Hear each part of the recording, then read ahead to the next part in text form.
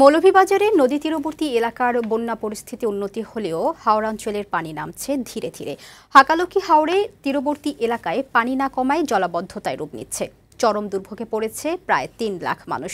বন্যার পানি নেমে যাওয়ায় হবিগঞ্জে আশ্রয়কেন্দ্র থেকে বাড়িঘরে ফিরছে বানভাসী মানুষ।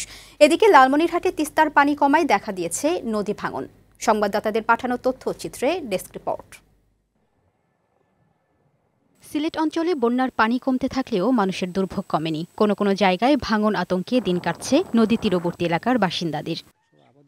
মৌলভীবাজারের হাকালুকি হাওড় তীরবর্তী এলাকার পানি না কমায় দীর্ঘ জলাবদ্ধতার সৃষ্টি হয়েছে। এতে দুর্ভোগ বাড়ছে কুলাউড়া, জুড়ি ও বড়লেখা উপজেলার প্রায় ৩ লাখ বাসিন্দার। কুলাউড়া উপজেলার স্বাস্থ্য কমপ্লেক্সে পানি ঢুকেছে। দুর্ভোগ লাঘবে স্থানীয়রা প্লাস্টিকের খাঁচার ওপর বাঁশ, কাঠ, লোহা ও রশি দিয়ে স্বেচ্ছাশ্রমে নির্মাণ করেছেন ৩০০ ফুট লম্বা ভাসমান সেতু। দুদিন হয় কিছুটা কমছে, কিন্তু এখন পচা পানি পচে যাচ্ছে।